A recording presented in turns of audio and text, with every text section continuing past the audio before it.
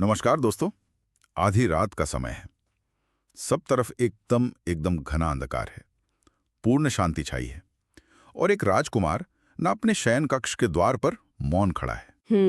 और भीतर शैया पर उसकी अत्यंत सुंदर पत्नी और नवजात शिशु गहरी निद्रा में मग्न है। निश्चित ही वो एक विशाल साम्राज्य का इकलौता उत्तराधिकारी है। उसके चरणों में संपूर्ण संसार का वैभव है, अपार संपदा है और असीमित सत्ता है। लेकिन फिर भी वो उस सुख को, उस राजमहल की विलासिता को अंतिम बार देखकर एक अनजान, अंधकारमय और अत्यंत कठिन मार्ग पर निकल पड़ता है। हाँ, सब कुछ पीछे छोड़कर। मतलब ऐसा क्या था जिसने एक पिता, एक पति और एक भावी सम्राट को अपना सब कुछ त्यागने पर विवश कर दिया? ऐसी कौन सी सच्चाई थी जिसके लिए उसने मृत्यु को भी चुनौती दे दी? यही तो इस महाकाव्य का सबसे बड़ा प्रश्न है। गहन चर्चा का आधार है महान कवि अश्वघोष द्वारा लगभग 2500 वर्ष पूर्व रचित महाकाव्य बुद्धचरित। आज हम केवल एक ऐतिहासिक कथा की बात नहीं कर रहे हैं, बल्कि उन गहरे मनोवैज्ञानिक और आध्यात्मिक कारणों को समझेंगे जिन्होंने एक साधारण मनुष्य को महात्मा और फिर बुद्ध में परिवर्तित कर दिया। और अश्वघोष की ये अद्भुत रचना वास्तव में मानव मन के सबसे जटिल प्रश्नों को उठाती है। मतलब ये हमें उस यात्रा पर ले जाती है जहां बाहरी साम्राज्य का त्याग अंततः भीतर के साम्राज्य को जीतने की पहली सीढ़ी बनता है। बुद्धचरित केवल ये नहीं बताता कि राजकुमार सिद्धार्थ ने क्या किया, बल्कि ये बहुत सूक्ष्मता से स्पष्ट करता है कि उन्होंने वैसा क्यों किया। उनके मानसिक द्वंद्व को समझे बिना न हम बुद्ध के वास्तविक दर्शन को कभी नहीं समझ सकते। एकदम सही। और इस पूरी मानसिक उथल-पुथल की जड़ें सिद्धार्थ के जन्म की घटनाओं से ही गहराई से जुड़ी हुई हैं। कथा का आरंभ महारानी माया के उस स्वप्न से होता है जहां वे देखती हैं कि एक 6 दांतों वाला श्वेत हाथी स्वर्ग से उतरकर उनके गर्भ में प्रवेश कर रहा है। हाँ, और उसके उपरांत जब लुम्बिनी वन में राजकुमार का जन्म होता है तो प्रकृति मानो उत्सव मनाने लगती है। जन्म लेते ही नवजात शिशु के 7 कदम चलने और उनके चरणों के स्पर्श से धरती पर कमलों के खिलने का जो रूपक है ना, वो ये स्थापित करता है कि ये कोई साधारण जन्म नहीं था। अद्भुत रूपक है ये। लेकिन कहानी में असली और सबसे नाटकीय मोड़ तब आता है जब हिमालय से तपस्वी ऋषि असित राजमहल पधारते हैं। अरे हाँ, वो प्रसंग तो बहुत ही मार्मिक है। वे बालक को देखकर पहले मुस्कुराते हैं और फिर अचानक उनके नेत्रों से अश्रु बहने लगते हैं। और ऋषि असित की वो भविष्यवाणी ही संपूर्ण राजमहल के वातावरण को तय कर देती है। असित राजा शुद्धोधन से कहते हैं कि ये बालक या तो एक अद्वितीय चक्रवर्ती सम्राट बनेगा जिसके अधीन पूरी पृथ्वी होगी, या फिर ये संसार का सबसे बड़ा सन्यासी बनेगा। निश्चित ही असित के अश्रु इसलिए थे क्योंकि वे उस महान ज्ञान और उपदेश को सुनने के लिए जीवित नहीं रहेंगे। अब जरा उस समय राजा शुद्धोधन की मनस्थिति को समझिए। एक महत्वाकांक्षी सम्राट और एक पिता के रूप में। हाँ, उनके लिए ये दूसरी संभावना किसी भयंकर वज्रपात से कम नहीं थी। एकदम सत्य है।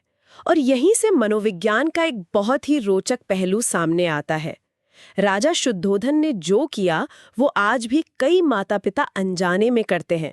अति सुरक्षा।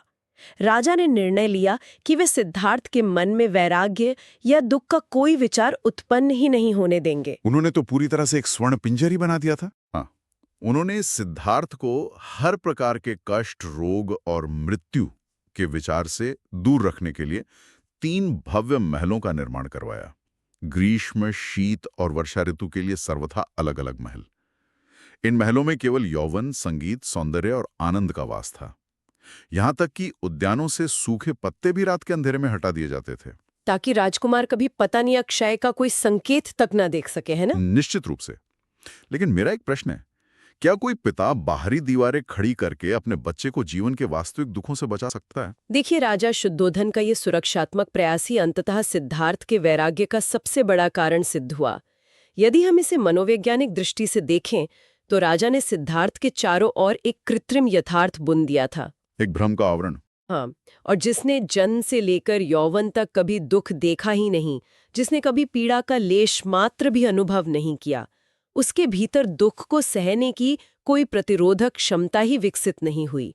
शुद्धोधन ने सोचा कि बाहरी दीवारें खड़ी करके वे आंतरिक वैराग्य को रोक लेंगे, परंतु ये उनका भ्रम था। भ्रम ही था। और इसी कारण जब वो कृत्रिम सुरक्षा चक्र टूटा तो उसका प्रभाव इतना प्रलयंकारी था। वो रथ यात्रा, जब सिद्धांत पहली बार उस भव्य महल की चारदीवारी से बाहर निकले, वो कोई साधारण नगर भ्रमण नहीं था। बिल्कुल नहीं, वो तो उनके जीवन की दिशा बदलने वाला दिन था। सारथी छंदक रथ चला रहा था और तभी मार्ग में सिद्धार्थ की दृष्टि एक अत्यंत वृद्ध व्यक्ति पर पड़ी। शरीर कमान की भांति झुका हुआ, झुर्रियों से भरा मुख और डंडे के सहारे कांपते हुए हाथ। छंदक ने जब बताया कि ये बुढ़ापा है और हर जन्म लेने वाले मनुष्य को इस अवस्था से गुजरना ही होता है, तो ये सिद्धार्थ के लिए एक साधारण सूचना नहीं थी। वह तो उनके पूरे विश्व दृष्टिकोण का विध्वंस था। अश्वघोष ने उस क्षण के आघात को अत्यंत गहराई से चित्रित किया है। सिद्धार्थ के लिए यह समझना कि उनका अपना शरीर, उनकी अत्यंत सुंदर पत्नी यशोधरा का यौवन और उस महल के सभी हष्टपुष्ट लोगों का शरीर एक दिन क्षीण हो जाएगा, यह एक असहनीय सत्य था।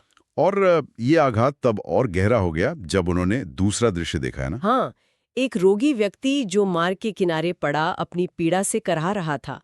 इस दृश्य ने यह सिद्ध कर दिया कि यौवन और स्वास्थ्य पर किसी का कोई नियंत्रण नहीं है। रोग किसी भी क्षण इस काया को ग्रस सकता है। इन दो दृश्यों ने ही सिद्धार्थ के मन में हाहाकार मचा दिया था। लेकिन इसके बाद जो तीसरा दृश्य था, उसने रही सही भ्रांति भी मिटा दी। मृत्यु का प्रथम दर्शन। सत्य कहा। एक मृत देह जिसे उसके स्वजन विलाप करते हुए शमशान की ओर ले जा रहे थे। मृत्यु का वो दृश्य सिद्धार्थ के मस्तिष्क में एक ऐसा प्रश्न छोड़ गया जिसने उनकी रातों की नींद छीन ली। क्या मैं भी ऐसा ही हो जाऊंगा? क्या जीवन का अंतिम सत्य यही राख है? यदि सब कुछ छिन ही जाना है, तो उस वर्तमान सुख का अर्थ ही क्या है? यह एक ऐसा संकट था जिससे बाहर आना असंभव प्रतीत होता था। यह वो बिंदु था जहां सिद्धार्थ को लगने लगा था कि जीवन मात्र एक अभिशाप है। लेकिन इसी घोर निराशा और अंधकार के बीच अश्वघोष वो चौथा दृश्य प्रस्तुत करते हैं जो सबसे महत्वपूर्ण है। वो शांत सन्यासी। एकदम सही। एक ऐसा सन्यासी जिसके मुख पर संसार का कोई भय नहीं था, मृत्यु की कोई चिंता नहीं थी और रोग का कोई संत्रास नहीं था। मात्र एक अलौकिक, अविचल शांति थी। मतलब पहले तीन दृश्यों ने सिद्धार्थ की यथार्थ को तोड़ा था। उन्होंने जीवन की नश्वरता दिखाई थी। हाँ, लेकिन इस चौथे दृश्य ने उन्हें उस असीम अंधकार में आशा की एक स्पष्ट किरण दी। उस सन्यासी को देखकर सिद्धार्थ को ये भान हुआ कि जन्म, रोग, बुढ़ापे और मृत्यु के चक्र से परे भी कुछ है। एक ऐसी अवस्था जहां मन इन बाहरी परिस्थितियों से पूर्णतः अप्रभावित रह सकता है। और यही वो निर्णायक क्षण था जिसने उस महान घटना को जन्म दिया जिसे हम महाभिनिष्क्रमण कहते हैं, महान प्रस्थान। आधी रात को सब कुछ पीछे छोड़कर जो दृश्य हमने आरंभ में वर्णित किया था, सिद्धार्थ का महल से निकलना, अनुमा नदी के तट पर पहुंचकर अपने राजसी आभूषणों और बहुमूल्य वस्त्रों का त्याग करना और अपनी ही तलवार से अपने सुंदर बालों को काट डालना, ये केवल भौतिक वस्तुओं का त्याग नहीं था। ये उस पुरानी पहचान का वध था जो राजा शुद्धोधन ने उनके लिए गढ़ी थी। अपने प्रिय घोड़े कंथक और सारथी छंदक को विदा करते समय सिद्धार्थ का हृदय भावुक अवश्य था, परंतु अपने सत्य की खोज के प्रति उनका निश्चय पत्थर से भी अधिक दृढ़ था। कर लिया। अरे नहीं, ऐसा बिल्कुल नहीं है। राजमहल छोड़ने के पश्चात सिद्धार्थ का ये सफर और भी अधिक जटिल हो जाता है। ज्ञान की खोज में वे सबसे पहले उस युग के महान गुरुओं आलार कलाम और उद्रक रामपुत्र के आश्रमों में गए।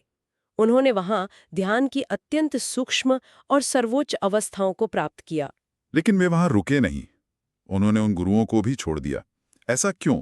उन ध्यान की विधियों में ऐसी क्या कमी थी जिसने सिद्धार्थ को असंतुष्ट रखा? देखिए, ये समझना अत्यंत आवश्यक है। आलार कलाम और उद्रक रामपुत्र ने जो ध्यान की विधियां सिखाईं, वे मन को कुछ समय के लिए पूर्णतः शांत और विचार शून्य कर सकती थीं। लेकिन ये एक प्रकार का अस्थायी पलायन था। अच्छा, मतलब केवल कुछ समय की शांति। हाँ, जब तक सिद्धार्थ ध्यान की गहराई में रहते, तब तक उन्हें कोई दुख या चिंता नहीं होती थी। परंतु जैसे ही ध्यान टूटता, संसार, उसकी नश्वरता और उसके दुख वापस आ घेरते। सिद्धार्थ को कोई अस्थायी राहत नहीं चाहिए थी। वे दुख की जड़ को काटना चाहते थे। एकदम सही। वे एक ऐसा स्थायी समाधान चाहते थे जहां से मन कभी वापस अज्ञान में न गिरे। और इसी असंतोष ने उन्हें घोर तपस्या की ओर धकेल दिया। उस समय समाज में और सन्यासियों के बीच एक प्रबल धारणा थी ना कि शरीर और मन आपस में शत्रु हैं। शरीर को जितना कष्ट दिया जाएगा, उसकी इच्छाओं को जितना कुचला जाएगा, आत्मा उतनी ही पवित्र होगी। हाँ, और सिद्धार्थ ने इसी अतिवादी धारणा का पालन करते हुए 6 वर्षों तक इतनी कठोर तपस्या की जिसका वर्णन सुनकर ही सिहरन होती है। अश्वघोष के मार्मिक वर्णन के अनुसार उन्होंने अन्न जल का पूर्णतः त्याग कर दिया। वे दिन में केवल एक तिल या चावल का दाना ग्रहण करते थे ना। हाँ, उनका वो अत्यंत बलवान शरीर केवल हड्डियों का ढांचा मात्र रह गया था। आंखें गड्ढों में धंस गई थीं और पेट पीठ से जा लगा था। ये आत्मयातना की चरम सीमा थी। सिद्धार्थ मृत्यु के बिल्कुल द्वार तक पहुंच गए थे। परंतु सबसे बड़ी विडंबना ये थी कि इस असीम शारीरिक पीड़ा और दृढ़ संकल्प के बावजूद सत्य अभी भी उनसे कोसों दूर था। सत्य कहा। और तब एक दिन जब वे दुर्बलता के कारण नदी में स्नान करते हुए मूर्छित होकर गिर पड़े, उन्हें एक बहुत बड़ा सत्य समझ में आया कि दुर्बल और पीड़ित शरीर से मन कभी एकाग्र नहीं हो सकता। जो मन शरीर की पीड़ा में ही उलझा रहेगा, वो ब्रह्मांड के गूढ़ सत्य को कैसे समझेगा? निश्चित रूप से। और यही वो क्षण था जब सिद्धार्थ ने सुजाता नामक एक कन्या के हाथों से खीर ग्रहण करके अपना वो कठोर व्रत तोड़ा। ये कोई सामान्य घटना नहीं थी, ये उस समय के सन्यासी समाज में एक वैचारिक क्रांति थी। और यहीं से महान मध्यम मार्ग की खोज हुई। इस मार्ग को समझने के लिए वीणा के तारों का वो प्रसिद्ध उदाहरण बहुत ही सटीक बैठता है। यदि वीणा के तारों को बहुत अधिक कस दिया जाए तो वे टूट जाते हैं, और यदि उन्हें बहुत ढीला छोड़ दिया जाए तो उनमें से कोई स्वर ही नहीं निकलता। सही। संगीत तभी उत्पन्न होता है जब तार एक उचित तनाव पर हों, ना बहुत कसे हुए, ना बहुत ढीले। और हम आज के दौर में भी तो यही करते हैं। हम अक्सर सोचते हैं कि खुद को पीड़ा देना, अपने शरीर को नष्ट करना ही सफलता की कुंजी है, पर सत्य इसके विपरीत है। एकदम सही कहा आपने। यह रूपक जीवन के यथार्थ को पूर्णतः परिभाषित करता है। राजा शुद्धोधन के महल का वो जीवन तारों का अत्यंत ढीला होना था, जहां केवल विलासिता थी, और 6 वर्ष का वो घोर तप तारों का अत्यधिक कसा होना था। मध्यम मार्ग का अर्थ है इन दोनों अतियों से बचना। शरीर की आवश्यकताएं पूरी करना आवश्यक है, लेकिन उसकी वासनाओं का दास बनना नहीं। हाँ, उस युग में जहाँ ऋषियों की महानता उनके शारीरिक कष्टों से मापी जाती थी, वहाँ एक सन्यासी का भोजन ग्रहण करना, शरीर को स्वस्थ रखने की बात कहना और मध्य मार्ग चुनना एक अत्यंत साहसिक निर्णय था। और जैसे ही सिद्धार्थ ने शरीर को स्वस्थ किया और बोधि वृक्ष के नीचे ये दृढ़ संकल्प लेकर बैठे कि अब सत्य जाने बिना वे उठेंगे नहीं, तब एक नई और सबसे भयंकर चुनौती सामने आ गई। और ये चुनौती बाहर की दुनिया से नहीं थी, ये उनके अपने ही भीतर से थी। अश्वघोष इसे मार के आक्रमण के रूप में बहुत ही नाटकीय ढंग से प्रस्तुत करते हैं। कामदेव मार अपनी भयंकर और राक्षसी सेना के साथ सिद्धार्थ के ध्यान को भंग करने आ पहुंचता है। अस्त्र शस्त्र, प्रलयंकारी आंधियां और तरह तरह के प्रलोभन। क्या ये मार वास्तव में कोई बाहरी दानव था या हमारे ही मन का डर और लालच? देखिए, ये प्रसंग महाकाव्य का सबसे प्रतीकात्मक और मनोवैज्ञानिक हिस्सा है। मार कोई सींगों वाला बाहरी दानव नहीं है। अश्वघोष ने मार को मानवीय मन की आंतरिक कमजोरियों, अचेतन मन में छिपे भय, कामुकता, क्रोध, लोभ और अहंकार के मूर्त रूप में दर्शाया है। मतलब जब शरीर शांत हो जाता है, तब मन अपने सबसे गहरे और सबसे भयानक विचार बाहर फेंकता है। हाँ, सिद्धार्थ उसी मनोवैज्ञानिक युद्ध का सामना कर रहे थे। मार की सेना वास्तव में सिद्धार्थ के ही मन के वे विकार थे जो उन्हें पुराने जीवन की ओर खींचना चाहते थे। मार ने सिद्धार्थ को विचलित करने के लिए हर संभव प्रहार किया। अश्वघोष मार की 3 पुत्रियों का भी वर्णन करते हैं, रति, अरति और तृष्णा। और ये भी वास्तव में मनोवैज्ञानिक रूपक हैं। रति यानी पुरानी सुखद यादें, अरति यानी वर्तमान से असंतोष, और तृष्णा यानी भविष्य की अनंत इच्छाएं। अद्भुत। मार ने कामुकता का प्रलोभन दिया, मृत्यु का भय दिखाया, परंतु सिद्धार्थ एक विशाल पर्वत की भांति अडिग और शांत रहे। इसके बाद मार ने सबसे तीखा प्रहार किया, अहंकार और संदेह का। मार ने पूछा, तुम्हारी इस तपस्या और इस एकाग्रता का गवाह कौन है? तुम्हें कैसे पता कि तुम सही हो? और उस प्रश्न के उत्तर में सिद्धार्थ ने जो किया वो अत्यंत अद्भुत था। भूमि स्पर्श मुद्रा। हाँ, आज भी वो दृश्य मूर्तिकला में अमर है। सिद्धार्थ ने बिना कुछ कहे शांत भाव से अपने दाहिने हाथ की उंगली से धरती का स्पर्श किया। इसका अर्थ बहुत गहरा है। वे कह रहे थे कि ये पृथ्वी, ये वास्तविकता मेरी साक्षी है। सत्य को सिद्ध करने के लिए किसी बाहरी देवता के प्रमाण की आवश्यकता नहीं है। सत्य इसी यथार्थ के धरातल पर अनुभव किया जाता है। एकदम सही। और धरती के साक्षी बनते ही मार की सेना छिन्न भिन्न हो गई। वो सारा भ्रम, सारे आंतरिक विकार हमेशा के लिए शांत हो गए। और तब वैशाख पूर्णिमा की वो पावन रात्रि आई। आकाश एकदम निर्मल था। उस रात सिद्धार्थ ने ध्यान की अत्यंत गहरी अवस्थाओं में प्रवेश किया। उन्हें पहले अपने पूर्व जन्मों की श्रृंखला का ज्ञान हुआ, फिर ब्रह्मांड के कर्म और कारण के चक्र का भान हुआ, और अंततः अज्ञान का सारा अंधकार छंट गया। सूर्योदय के साथ वे बुद्ध बन गए। कोई प्रश्न शेष नहीं था। परंतु बुद्ध बनने के बाद उनके मन में विचार आया कि यह ज्ञान इतना सूक्ष्म है कि साधारण मनुष्य इसे कैसे समझेगा। लेकिन फिर उनके भीतर अपार करुणा जागृत हुई। उन्हें भान हुआ कि संसार दुख की अग्नि में जल रहा है और इस परम प्रकाश का प्रसार अनिवार्य है। इसलिए वे सारनाथ के हिरण पार्क में पहुंचे, जहां उनके वे ही 5 पुराने मित्र उपस्थित थे जो मध्यम मार्ग अपनाने पर उन्हें पथभ्रष्ट मानकर छोड़ गए थे। और सारनाथ में दिया गया ये पहला उपदेश इतिहास में धर्म चक्र प्रवर्तन कहलाता है। हाँ, और यहाँ बुद्ध ने जो बताया वो कोई रहस्यमयी तंत्र मंत्र नहीं था, बल्कि मानव मनोविज्ञान का सबसे सटीक विश्लेषण था। उन्होंने 4 आर्य सत्य प्रस्तुत किए। यदि इसे सरल शब्दों में समझें तो पहला सत्य है दुख। इस संसार में असंतोष, पीड़ा और दुख विद्यमान है।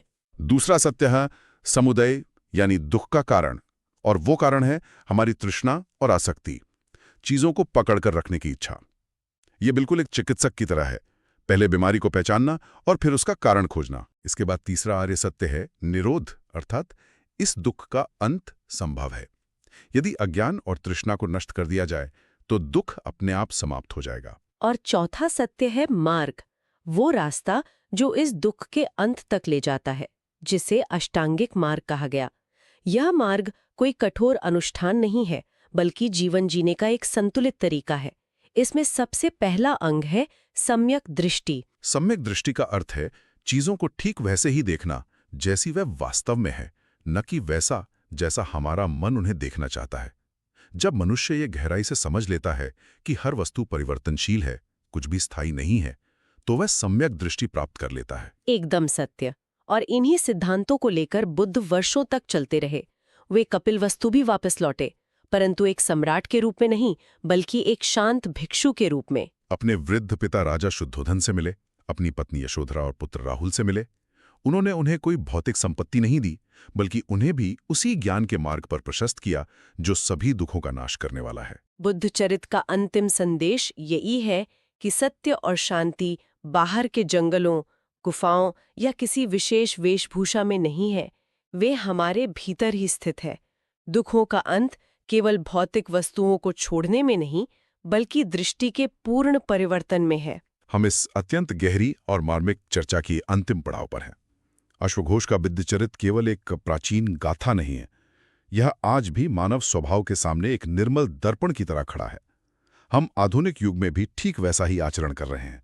दुखों से बचने के लिए, पीड़ा और अनिश्चितता से भागने के लिए हर व्यक्ति ने अपने अपने जीवन में कोई ना कोई स्वर्ण पिंजर या कृत्रिम आवरण बना रखा है। हाँ, चाहे वो धन का हो, सत्ता का हो या मोह माया का हो। और ये भी एक अटल सत्य है कि नियति की रथ यात्रा किसी भी दिन उस पिंजरे के बाहर निकल सकती है। बीमारी, बुढ़ापा या मृत्यु, ये वे यथार्थ हैं जिन्हें कोई भी दीवार रोक नहीं सकती। सत्य वचन। इसलिए मनुष्य को स्वयं से यह गहना प्रश्न पूछना चाहिए कि उसके जीवन के वो 4 दृश्य कौन से हो सकते हैं जो सुरक्षित पिंजरे को तोड़ देंगे। वे कौन से क्षण होंगे जो वास्तविकता का सामना करने पर विवश कर देंगे, और क्या उस परम सत्य का सामना करने के लिए वह आंतरिक रूप से तैयार है। इस वैचारिक मंथन को अपने भीतर गहराई तक उतरने दें। बुद्ध चरित की यह कथा हमें स्वयं को जानने का मार्ग दिखाती है। और यदि इस महान कथा और इस चर्चा ने श्रोताओं के हृदय को छुआ हो तो इस वीडियो को लाइक करें, अपने प्रियजनों के साथ इसे साझा करें, अपने विचार कमेंट्स में बताएं और चैनल को सब्सक्राइब अवश्य करें। आज के लिए इतना ही। नमस्कार।